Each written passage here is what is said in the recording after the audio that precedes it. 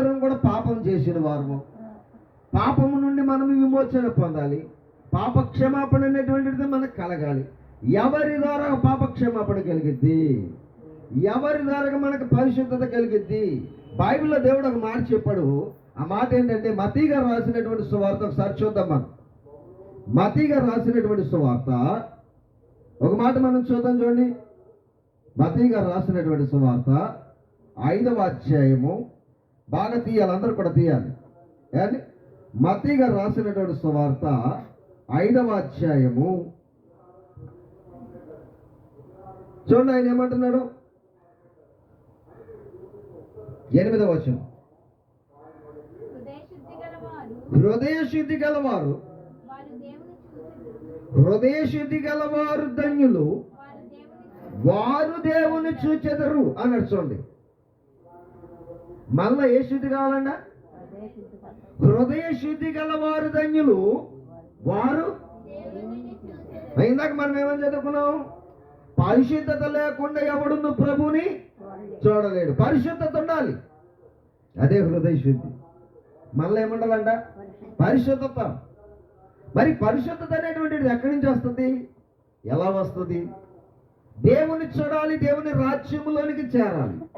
ఆయన రాజ్యంలోనికి చేరడానికి మనం అందరం కూడా ప్రయాసపడుతున్నాం. ఈనాడు క్రైస్తవులందరూ కూడా ప్రభుని నమ్మినా, ప్రార్థనకి వెళ్ళినా దేనికోసం వెళ్తున్నారంటే పరలోకానికి వెళ్ళాలి అనుకుంటున్నారు. పరలోకం అంత ఈజీగా వచ్చేది కాదండి. మీరు బాగా గమనించండి. పరలోకానికి వెళ్ళాలంటే దేవుడు కొన్ని కండిషన్స్ పెట్టాడు. మీకు అవన్నీ కూడా చూపిస్తాను మీకు. దేవుని రాజ్యం అంటే సామాన్యమైన పని కాదు. పరలోకములో ప్రవేశించాలంటే అది సామాన్యమైనటువంటి పని కాదు. మనలో ఏముండాలని చెప్తున్నాడు దేవుడు? పరిశుద్ధత. నెక్స్ట్ రెండో స్టెప్ ఏం చెప్పాడు? హృదయ శుద్ధి. పరిశుద్ధత ఉండాలి, హృదయ శుద్ధి ఉండాలి. మనలో చాలా మందికి పరిశుద్ధత ఉండొచ్చేమో, హృదయ శుద్ధి ఉండదు. చాలా మందికి హృదయ శుద్ధి ఉండొచ్చేమో, పరిశుద్ధత ఉండదు.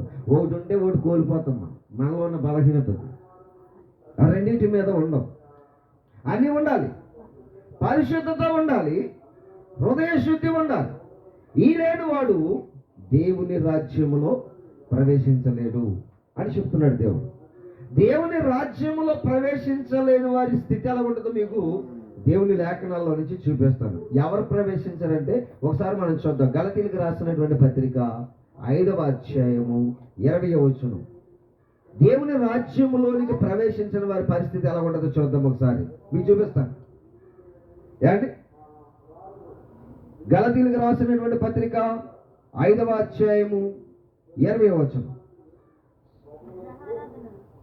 విగ్రహారాధన, అభిచారము, ద్వేషములు, కలహము, మత్సరములు, క్రోధములు, కక్షలు, భేదములు, విమతములు, అసూయలు, మత్తతులు, అల్లరితో కూడిన ఆటపాటలు మొదలైనవి, వీటిని గూర్చి నేను మునుపు చెప్పిన ప్రకారం ఇట్టి వాటిని చేయువారు దేవుని రాజ్యమునకు స్వతంత్రించుకొనలేరు. అంటే పరలోకములోనికి వెళ్ళరు అన్నాడు.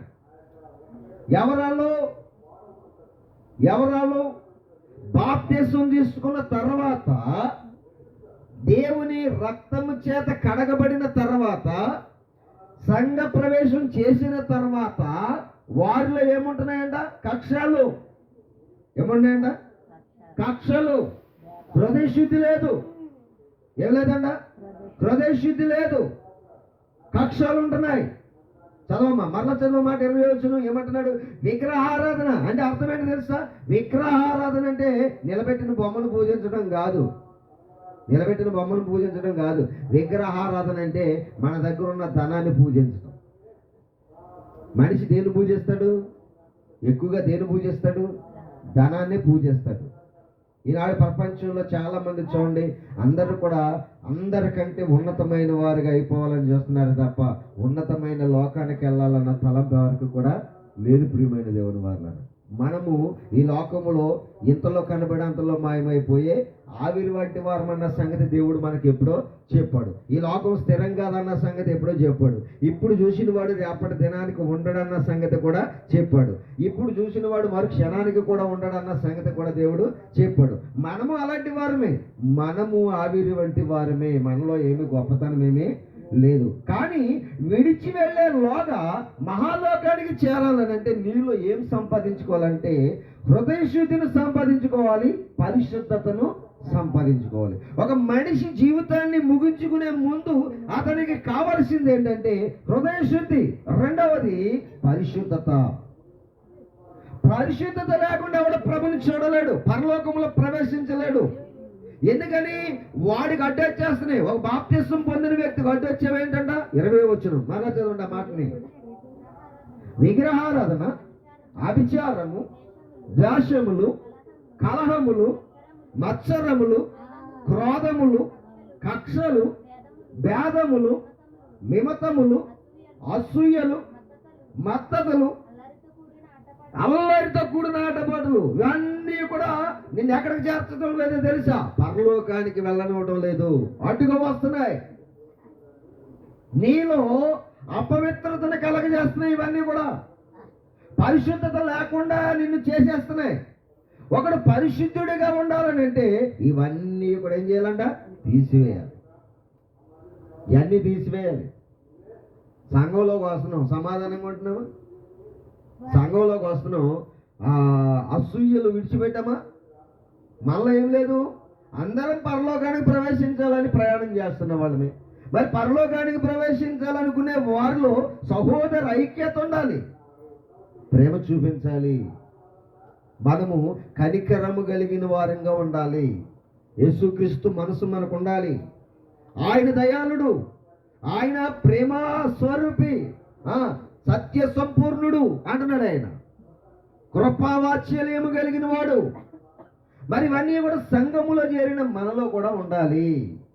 అలాగూ లేనప్పుడు మనం దేవుని రాజ్యానికి వారసులము కాలేము. ఇప్పుడు మనలో పరిశుద్ధత కలగాలంటే ఏం చేయాలి? మనం పరిశుద్ధత కలగాలంటే చెబుతున్నాడు, చూద్దాం. యోహాను గారు రాసినటువంటి సువార్త 3వ అధ్యాయము 3వ వచనం చెప్తున్నాడు, చూడండి. యోహాను గారు రాసినటువంటి సువార్త 3వ అధ్యాయము 3వ వచనంలో చెప్తున్నాడు, చూడండి. ఏమని రాయబడి ఉందో చూడండి అక్కడ. అందుకు యేసు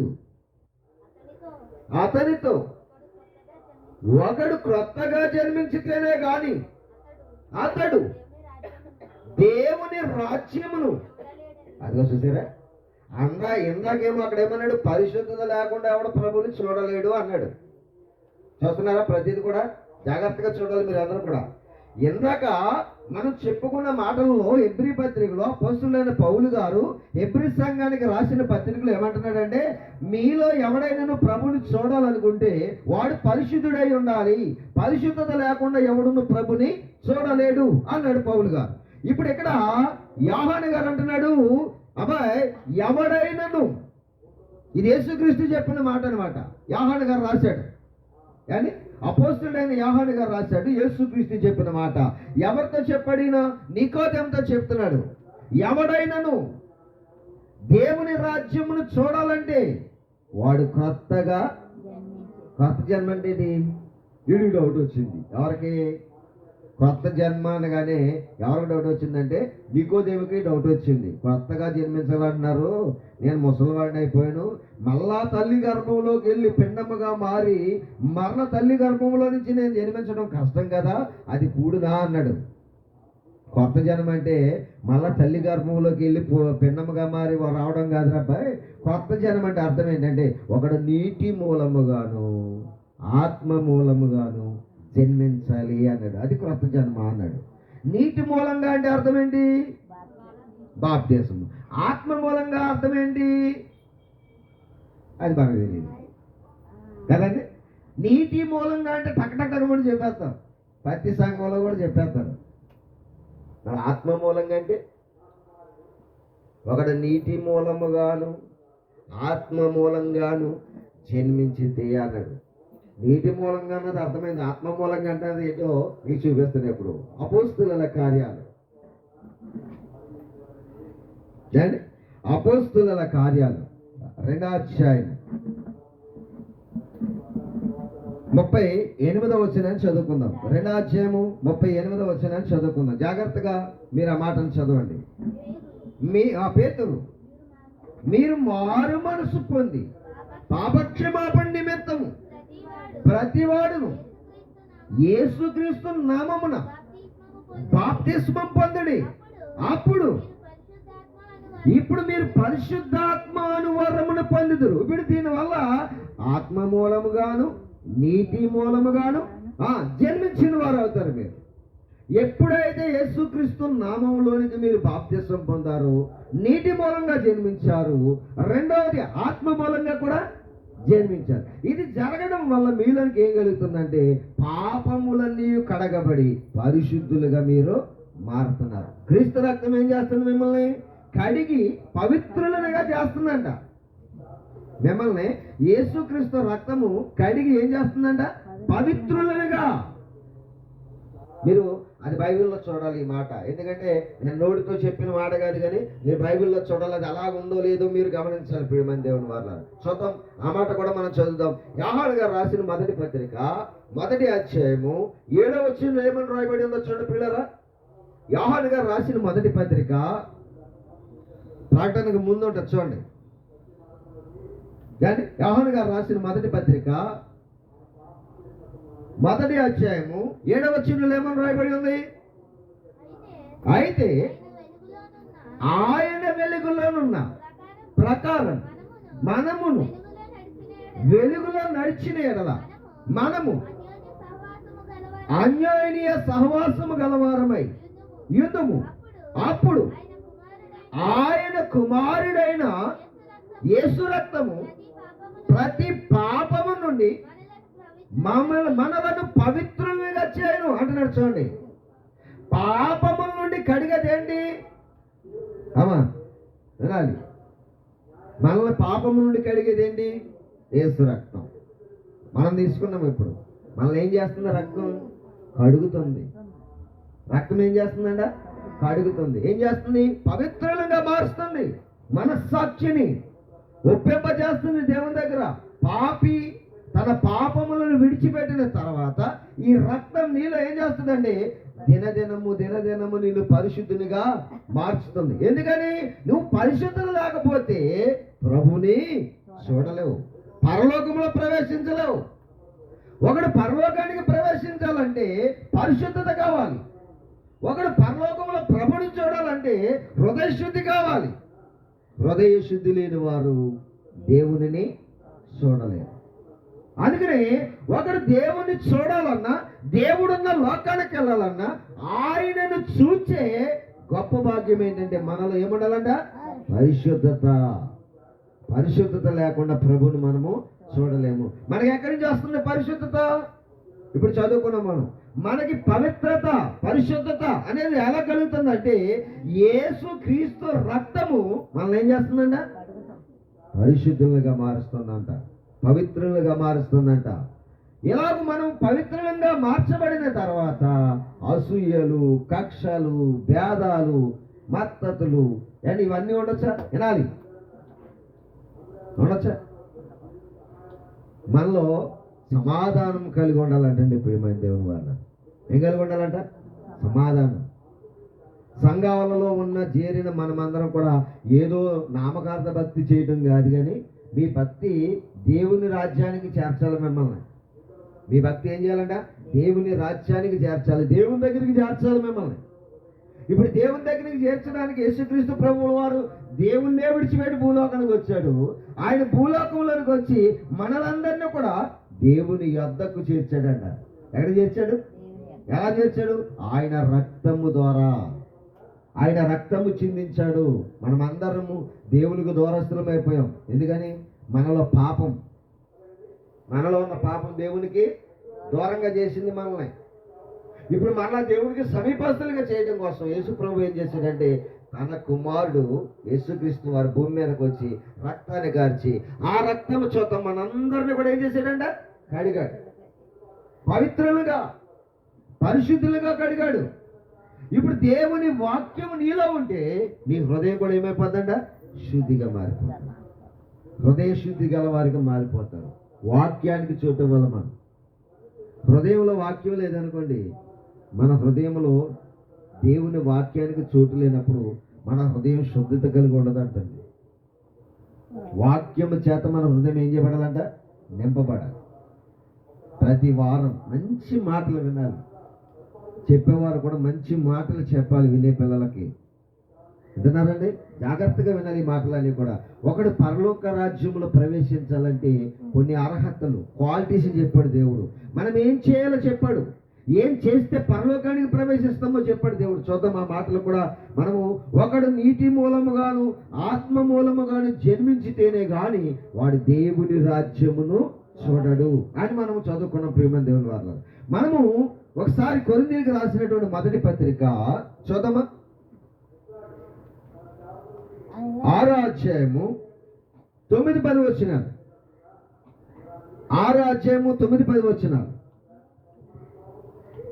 కొరింథీయులకు రాసిన మొదటి పత్రిక 6వ అధ్యాయము 9-10 వచనాలు ఏమంటున్నారు చూడండి. అక్కడ అన్యాయస్తులు దేవుని రాజ్యమునకు వారసులు కానేరరు.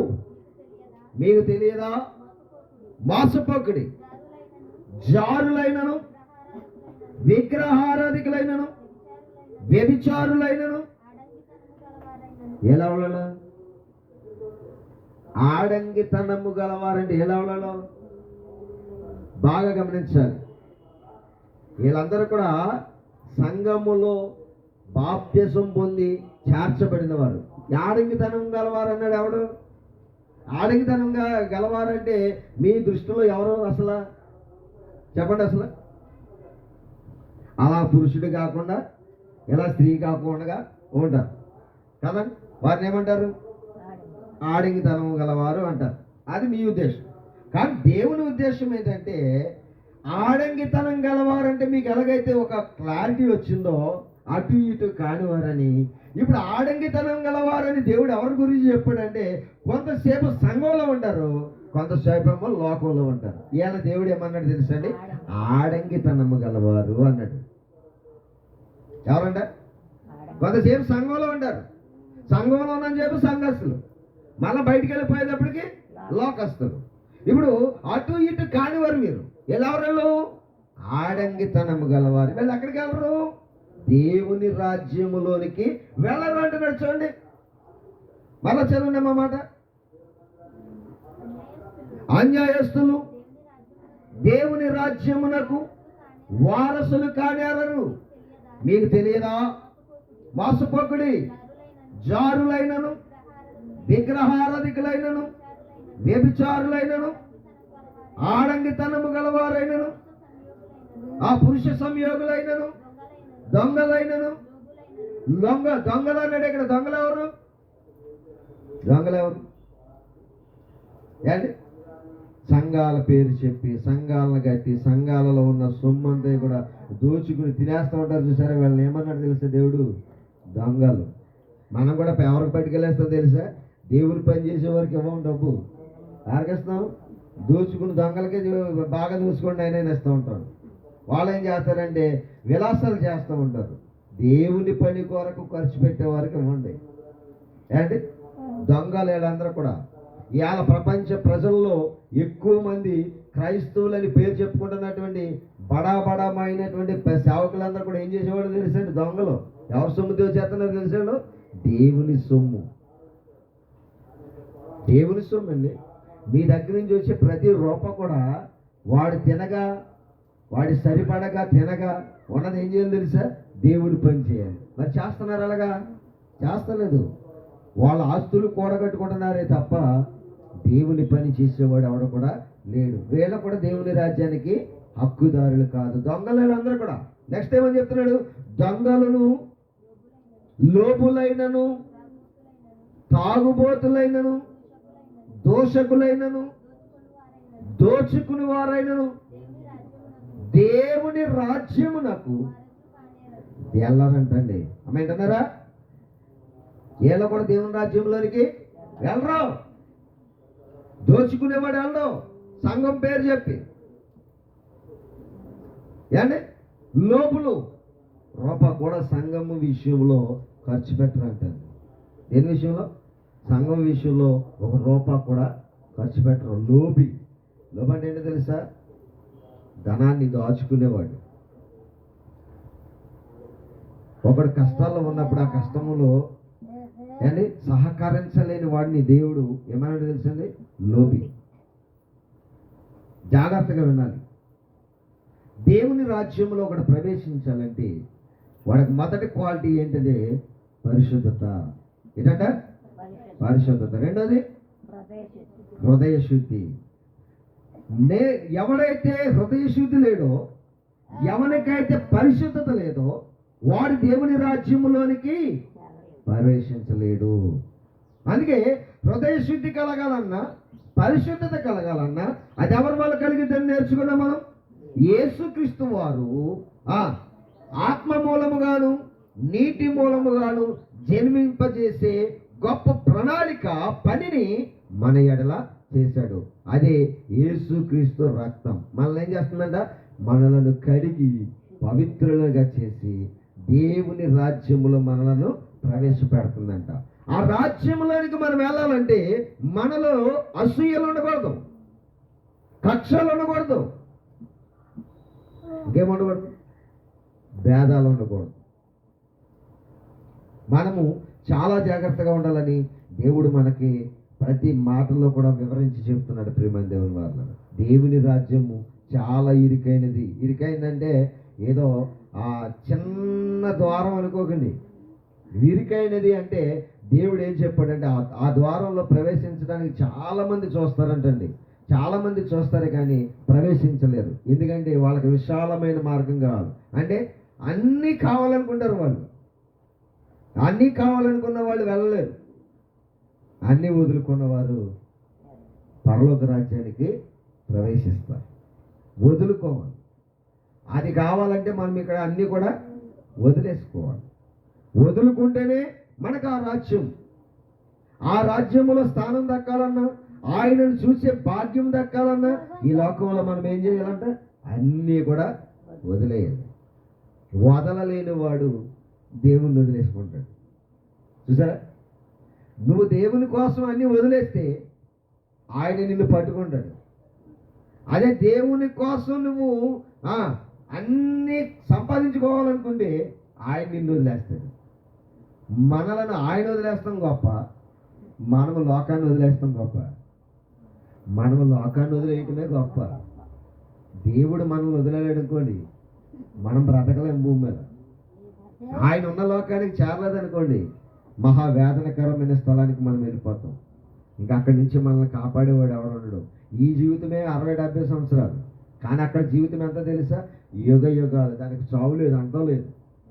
అంతము లేని లోకములో వేదనకరమైనటువంటి స్థలంలోనికి మనం వెళ్ళిపోతున్నాం. నిత్యము బాధే. మనకి ఎప్పుడైనా కడుపు నొప్పి రావచ్చు, మనకి ఎప్పుడైనా ఏదైనా బలహీనత రావచ్చు, అప్పుడప్పుడు జ్వరం రావచ్చు. కానీ ఇక్కడ అప్పుడప్పుడు వస్తుంది శరీరానికి జ్వరం అయ్యేది. కానీ మనం వెళ్ళబోయే పాతాళ లోకముందు చూసారా? నరకానికి వెళ్ళబోయే వారు ఉన్నారు చూసారా?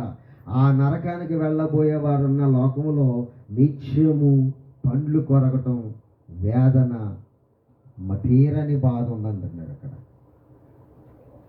ఆ బాధకి కేకలే ఇక కేకలు ఆగవు. ఏడుపు అప్పుడప్పుడు వస్తుంది మనకి. ఇక్కడ ఎప్పుడైనా బాధ కలిగినప్పుడు ఏడుస్తాం, కానీ నిత్యము ఏడ్చే లోకానికి వెళ్ళిపోతున్నారు ఇప్పుడు సమాజం. ఎడగండి, నిత్యము ఏడ్పే. ఏడ్చిన వాడు కన్నీళ్ళు తుడిచేవాడు ఎవడు ఉండడు. అందరూ ఏడుస్తుమే అక్కడ గోల గోల. మన పక్కన మనం ఏడుస్తుంటే మన పక్కన ఇంకొకటి ఏడుస్తేనే మనకు ఆ శబ్దం తట్టుకోలేం. కానీ పాతాళ లోకములకు వెళ్ళిన ప్రతి వారు ఆ కేకలేస్తుంటే ఆ లోకమే ఏమైపోతుందని తెలుసండి?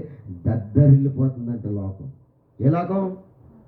పాతాళ లోకం అంటండి. ప్రేతలు వెళ్ళి అక్కడ కేకలు వేస్తుంటే ఆ కేకలకు లోకమే ఏమైపోతుందంట? దద్దరిల్లిపోతుందంట. నిజమంటారా?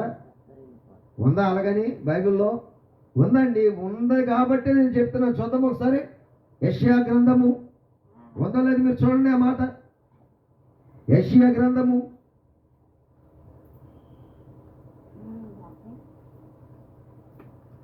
14వ అధ్యాయము. యెషయా గ్రంథము 14వ అధ్యాయము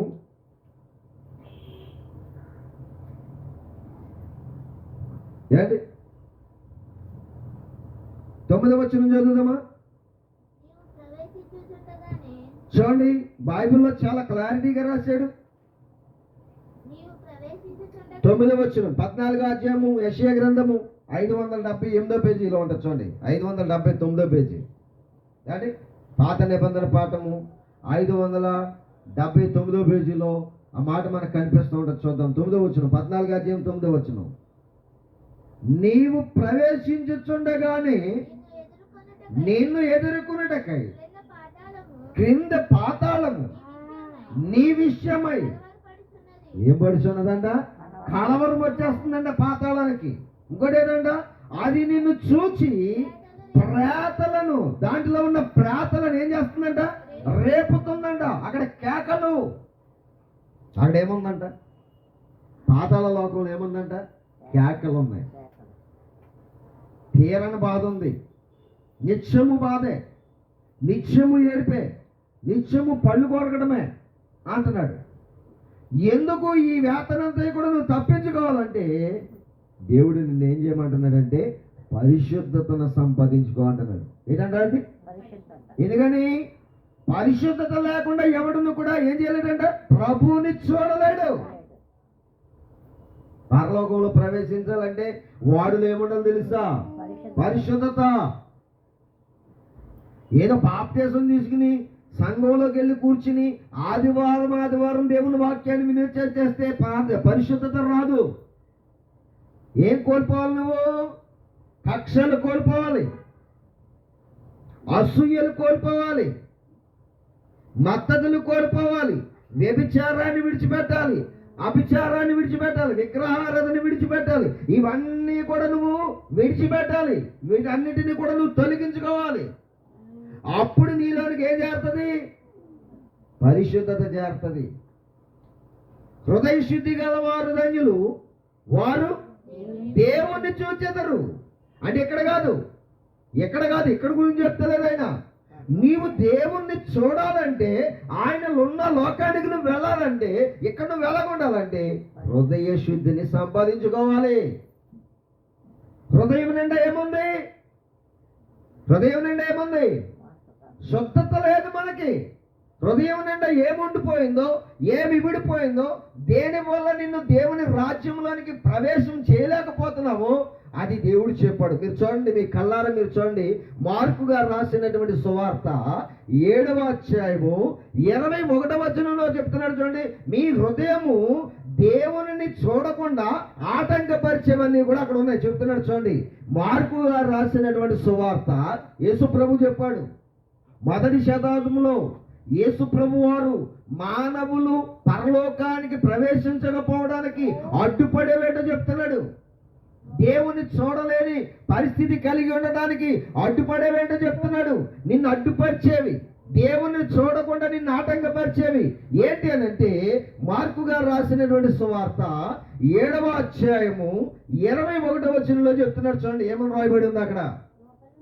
లోపల నుండి అనగా మనుషుల హృదయములో నుండి ఏమంటే దురాలోచనలను, జారత్వములను, దొంగతనములను, ఏటమ్మా నరహత్యలను, వ్యభిచారములను, లోభములను, చెడుతనములను, కృత్రిమమును, కామ వికారమును, మత్సరమును, దేవదూషణయు, అహంభావమును, అవివేకమును వచ్చును.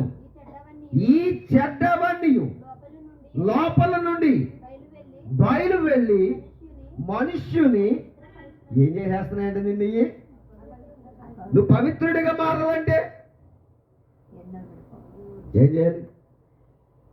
ఇప్పుడు హృదయ శుద్ధి గలవారా మీరు, లేకపోతే అపవిత్రులా చెప్పాలి మీరు. హృదయశుద్ధి గల వారు ధన్యులు, వారు. మరి హృదయశుద్ధి అంటే ఎలాగుండాలి? ఎలాగుండాలి? ఇప్పుడు హృదయంలో ఏమున్నాయి మనలో చెప్తున్నాడు ఇక్కడ. ఏమన్నాడు? అసూయ ఉంది, ద్వేషం ఉంది, దేవుని దూషించే మనసు ఉంది. ఏండి, ఓ తల్లి మొన్న తన కొడుకు విషయంలో ఏడుస్తుంది.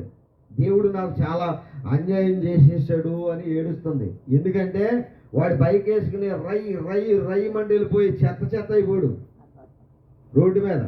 ఆ తల్లి రోడ్డు మీదకి వచ్చి మొక్కలన్నీ పోగు చేసుకుంటూ ఏడుస్తూ అంటుంది, దేవుడా నా కొడుకునే తీసిపోయావా, అన్యాయం చేసావా అని దేవుడి పడి ఏడుతుంది. ఎవరిది లోపం? దేవుడిదే, ఈడిదా? ఈడెళ్ళి గబగబా ఏంటది ఎక్సలేటర్ అంతా అయితే ఉందో అంత పెట్టేసి వెళ్ళిపోయి లారీని గుద్దే, లారీ కింద పడిపోతే దేవుడిదా తప్పు? ఎవరిది తప్పు? తల్లిదండ్రులు క్రమం పెట్టలేదండి. ఆడి వెచ్చలు విడి జీవితం మళ్ళీ దేవుడికి పడేందుకు ఏడుస్తున్నాడు. దేవుడు చేశాడా? నీ కొడుకు తప్పు చేశాడు. జాగ్రత్తగా వెళ్ళాలి, జాగ్రత్తగా రావాలి. ఒళ్ళు కొవ్వుపోయి శరీరంలో ఉరకలేసిన రక్తం చేత నీ ఇష్టానుసారంగా నువ్వెళ్ళి లారీ కింద పడి ఎవడికి పడి ఎడుతున్నావు? దేవుడు ఏం చేశాడు?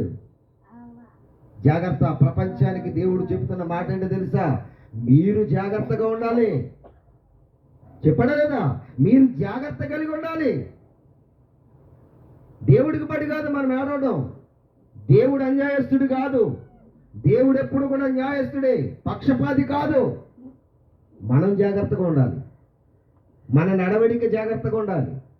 దేవుడు ఏం చెప్పాడు? ప్రతి మాట విఫలీకృతంగా చెప్పాడు. ప్రియమైన దేవుని వారు, మీ హృదయంలో నుండి వీటిని తొలగించండి. హృదయ శుద్ధి గల వారు ధన్యులు, వారు. ఏమి వాగ్దానం చేశాడో చూడండి. మనకు హృదయ శుద్ధి ఉండదు. ద్వేషాల మానం, కక్షల మానం, అసూయ మానం, ఏంటి దేవుని దూషించటం మానం. ఏదైనా చిన్న అన్యాయం ఏదైనా మన కుటుంబంలో ఏదైనా జరిగిందంటే అది దేవుడే చేసినట్టుగా దేవునికి పడి మనము ఇదవుతూ ఉంటాం. ప్రియమైన దేవుని వాళ్ళరా, ఎలా బ్రతకాలో దేవుడు మనకు చెప్పాడు. దేవుడు ఎవరిని అన్యాయం చేయడు. మన జాగ్రత్తలో మనం ఉంటే దేవుడు ఎప్పుడు కూడా మనకు తోడుగానే ఉంటాడు. మనం అజాగ్రత్తగా వెళ్ళిపోయి దేవుని మీద పెట్టకూడదు ఆ భారాన్ని. చాలామంది చేసే తప్పు ఇదే. మన జాగ్రత్తే దేవుడు మన కాపుదలగా ఉంటాడు. మన అజాగ్రత్తే మన నాశనానికి మనం చేసుకుంటున్నటువంటి మార్గం. జాగ్రత్తగా వినండి. బైబిల్లో దేవుడు చెప్తున్న ప్రతి పాఠాంశం పరలోక ప్రవేశానికి అర్హులు ఎవరనంటే పరిశుద్ధత కలిగిన వారు. పరిశుద్ధత కలిగిన వారు అంటే హృదయశుద్ధి గలవాలి. హృదయశుద్ధి కావాలంటే ఇవన్నీ కూడా మన హృదయంలో ఏం చేయాలంట? విడిచిపెట్టాలి. ఇవి విడిచిపెట్టకుండా హృదయంలో దాచుకుంటూ గ్రంథము చేత పట్టుకుని ఆదివారం సంఘంలో కూర్చుని ఆరాధన బల దగ్గర కూర్చుని ఆరాధన చేస్తూ ప్రార్థనలో కూర్చుని ప్రార్థన చేస్తూ పెదవులతో దేవుణ్ణి ఆరాధించే ఆరాధన దేవునిది ఆరాధన కానే కాదు. నువ్వు దేవుణ్ణి ఆరాధించే విధానం ఏంటంటే నీ హృదయ శుద్ధి గల వ్యక్తిగా మారాలి. పాపాలన్నీ కూడా నీ హృదయంలో ఏం చేయాలంట? తొలగించేయాలి. హృదయ శుద్ధి లేకుండా దేవుణ్ణి ఎలా చూడగలదు? దేవుని రాజ్యానికి ప్రవేశించాలి మనం అందరం. దేవుడేమన్నాడు? నేను పరిశుద్ధుడనై ఉన్న ప్రకారము మీరును అన్నాడా లేదా? ఆయన ఎవరు? పరిశుద్ధుడు. దేవుడు పరిశుద్ధుడు. ఆయన పరిశుద్ధమైన లోకంలో ఉన్నాడు, అదే పరలోకం. ఆ లోకానికి మనిషిని వెళ్ళాలంటే భూమి మీద నువ్వేం సంపాదించుకో తెలుసా? పరిశుద్ధత. ఆ పరిశుద్ధత నీలో లేదనే కదా నిన్ను పరిశుద్ధినిగా మార్చడం కోసం 2024 సంవత్సరాల క్రితం యేసుక్రీస్తు ప్రభు వారి భూమి మీదకి వచ్చాడు. ఎలా మార్చడానికి? అపవిత్రుడిగా ఉన్న నిన్ను పవిత్రుడిగా మార్చడానికి. ప్రభుని చూడలేని నిన్ను ప్రభుని చూచేవాడిగా మార్చడం కోసం ఆయన భూలోకానికి రావలసి వచ్చింది. బాగా గమనించాలి ప్రియులారా. దేవుని వాక్యం అన్నా, దేవుని మనసన్నా, దేవుని మాట అన్నా చాలా జాగ్రత్తగా ఆలోచించాలి. ఏదో మనం ఆలోచిస్తున్నాం, ఏదో వింటున్నాం, ఏదో వెళ్ళిపోతున్నాం కాదు. విన్న దాన్ని బట్టి నీ జీవితము ఎలా మారింది, ఎంతవరకు మారింది? నీకు గడి ఇచ్చేది, నీకు గడువు ఇచ్చేది దినదినము నువ్వు మారడం కోసం, దినదినము నువ్వు పరిశుద్ధత కలిగి ఉండటం కోసం. అందుకే నీకు సమయం హెచ్చిస్తున్నాడు దేవుడు. ప్రార్థనకి వెళ్ళినంత మాత్రాన మనకి ఇవన్నీ కలవు, మనం తీసేసుకుంటే ఇవన్నీ కూడా కలిగితాయి. కానీ బాగా ఆలోచించగలిగినట్లయితే దేవుడు చాలా అద్భుతంగా ప్రతి మాట కూడా రాయిస్తున్నాడు. ఏమన్నా తెలుసు? ఇరుకు ద్వారమున ప్రవేశింప పోరాడండి. పరలోకానికి వెళ్ళాలంటే మామూలుగా భక్తి చేస్తే సరిపోదంటండి. ఎలా చేయాలో తెలుసండి. ఒకసారి చూడండి, అపోస్తలుల కార్యాలు చూడండి ఆ మాట. అపోస్తలుల కార్యాలు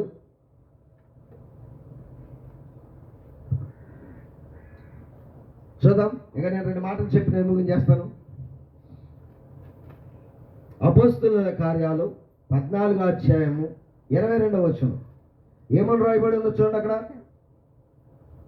అపోస్తలుల కార్యాలు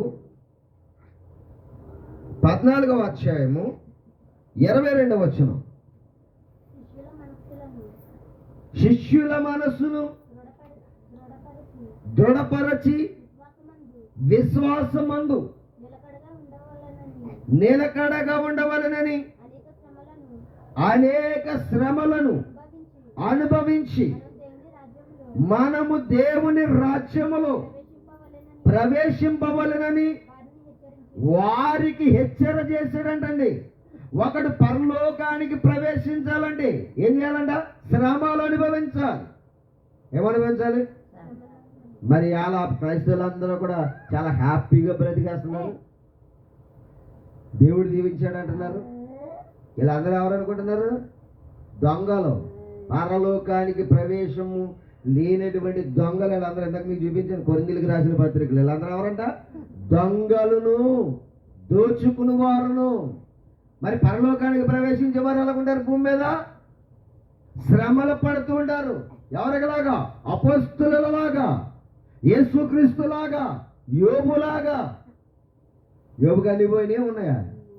అన్ని పోయినాయి. అపోస్తలులకు అన్ని ఉన్నాయా? పోయినాయా? అన్ని విడిచిపెట్టేసారు, పోగొట్టుకున్నారు. దేనికోసం? పరలోకం, మహాలోకం. అది నిత్యము వెళ్ళే లోకం, నిత్యము బ్రతికే లోకం. అది ఆ లోకములో మనము నివాసం చేయాలంటే, ఆ లోకములో మనము ప్రవేశం కలిగి ఉండాలంటే మనలో ఏమండాలి తెలుసా? పరిశుద్ధత. పరిశుద్ధత లేకుండా ఎవడు ప్రభుని చూడలేడు. హృదయ శుద్ధి గలవారు ధన్యులు, వారు దేవుని చూచెదరు అన్నాడు. చూడండి, బాగా గమనించగలిగినట్లయితే ఆ మనిషి మాటలో ఈ మనిషి మాటలో మనం వినటం కాదు, కానీ దేవుని మాట విని మనలో ఏం కలగ చేసుకోవాలంట? హృదయ శుద్ధిని కలగ చేసుకోవాలి. మనలో పవిత్రతను కలగ చేసుకోవాలి. పవిత్రత ఎక్కడి నుంచి వస్తుందని చెప్పాను మీకు? ఏంటి ఎక్కడి నుంచి వస్తుందని చెప్పాను? మీరు ఎంత చదువుకున్నారు? యోహాను 1వ పత్రికలో యేసుక్రీస్తు రక్తము మనలను ఏం చేస్తుందంట? పవిత్రులనుగా మారుస్తుంది. మనము పవిత్రత లేకుండా ప్రభు లోకంలోకి వెళ్ళలేం. అందుకే ఈ భూమి మీద ఉండగానే మనం ఎలా మారిపోవాలంట? పరిశుద్ధులుగా మారిపోవాలి. పరిశుద్ధుడిగా మారిన వాడే పరలోకానికి వెళ్తాడు. వాడు పరిశుద్ధుడిగా మారాలంటే ఏం చేయాలి? వాడికి ఏం చేయాలి? శ్రమ కలగాలి, బాధ కలగాలి, దేవుని పనిలో నీకు ఎన్నో కష్టాలు రావాలి. వాడే దేవుని రాజ్యానికి వెళ్ళేవాడు. అన్ని సౌకర్యాలతో తిరుగుతున్నవాడు దేవుని రాజ్యానికి అర్హుడు వాడు. దేవుడు చెప్పేసాడు ఇక్కడ. వాడు అనుకుంటున్నాడంటే దేవుడు నన్ను దీవించాడు, నేను దేవుని పని చేస్తున్నాను, నేను దేవుని సేవ చేస్తున్నాను కనుక దేవుడు నన్ను ఆశీర్వదించాడు అని వాడు అనుకుంటున్నాడు అంతే. కానీ దేవుడు ఏమని చెప్తున్నాడు? శ్రమలు అనుభవించి. చదువుకున్నారు ఇప్పుడు అపోస్తలుల కార్యాలు 14వ అధ్యాయం 22వ వచనం ఏమని రాయబడింది అక్కడ? అపోస్తలుల కార్యాలు 14వ అధ్యాయము 22వ వచనం. శిష్యుల మనస్సును దృఢపరచి విశ్వాసమందు. ఎలా ఉండాలంటే విశ్వాసమందు. మనలో విశ్వాసమందు నిలకడగా ఉన్నవారు ఉన్నారా? విశ్వాసమందు నిలకడ కలిగి జీవించిన వారు ఉన్నారా? సంఘాలలో విశ్వాసం కలిగి నిలకడగా ఉండేవారు లేరు. కాసేపు ఈ సంఘంలో కూర్చున్నాక మరో కాసేపు ఏమో ఇంకో సంఘంలో కూర్చునేవారు. వాక్యం వినాలే తప్ప వాక్యము, బలమైన వాక్యాన్ని స్వీకరించాలి తప్ప మనము దేవునికి నమ్మకమైన వారంగా కూర్చోవాలంటే పిల్లారా, స్థిరత్వం ఉండాలి. స్థిరము లేని జీవితం అస్థిరమైనటువంటి స్థితి. అస్థిరమైన వాడు దేవుని రాజ్యానికి వారసులు కాలేరు.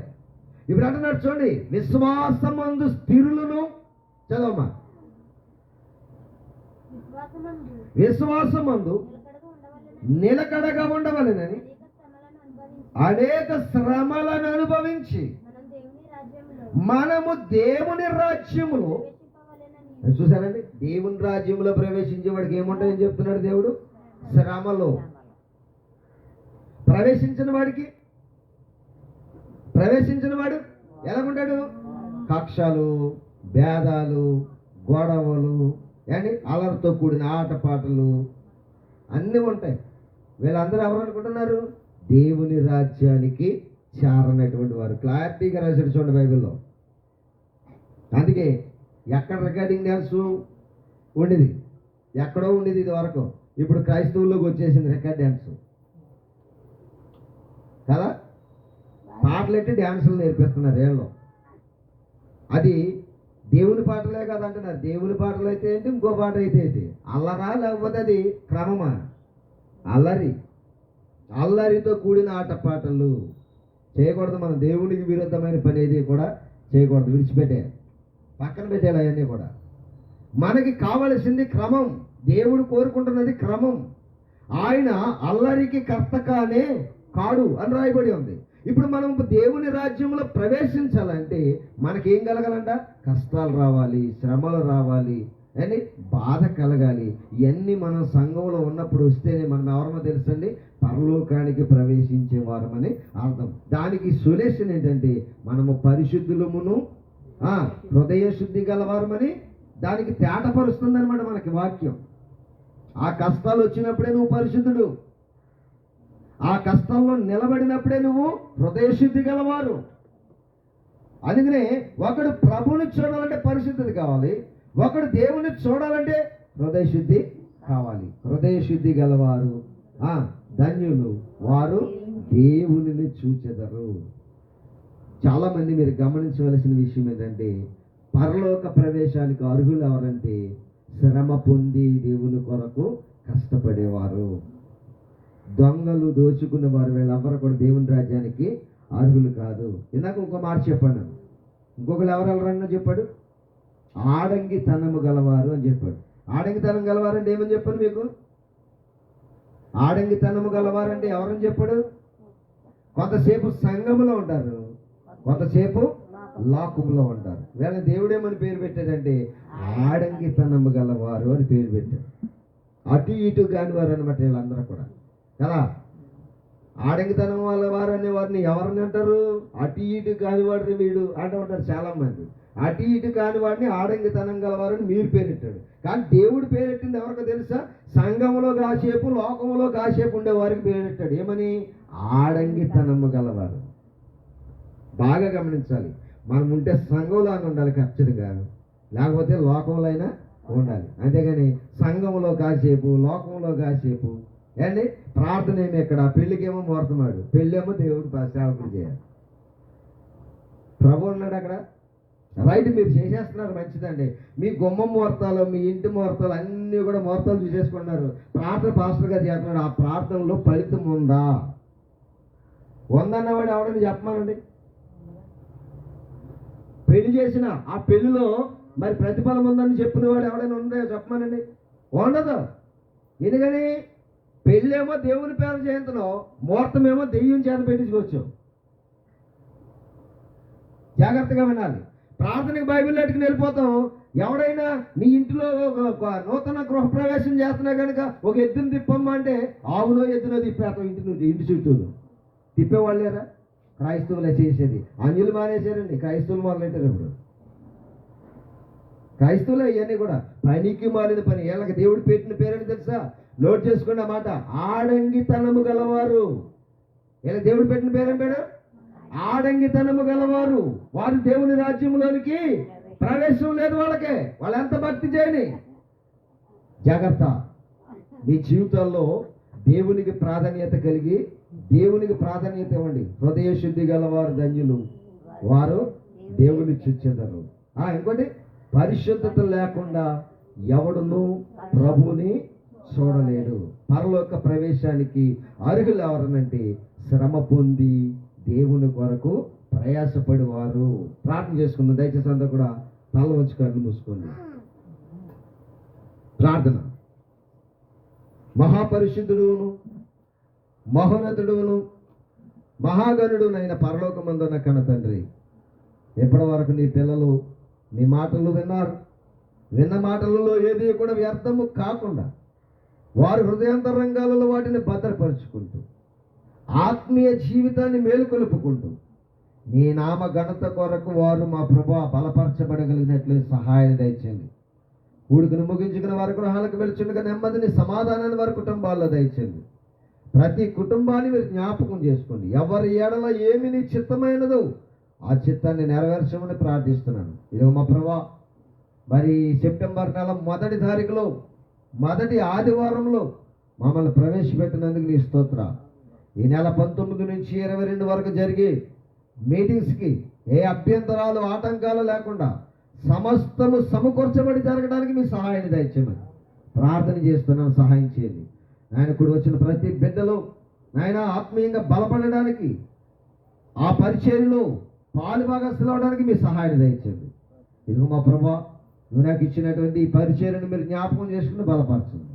నువ్వు నాకు ఇచ్చిన భార్య, 2 కుమారులు కుమార్తెను నాయన ఆయుష్ను ఆరోగ్యం దయచేసి బలపరచండి.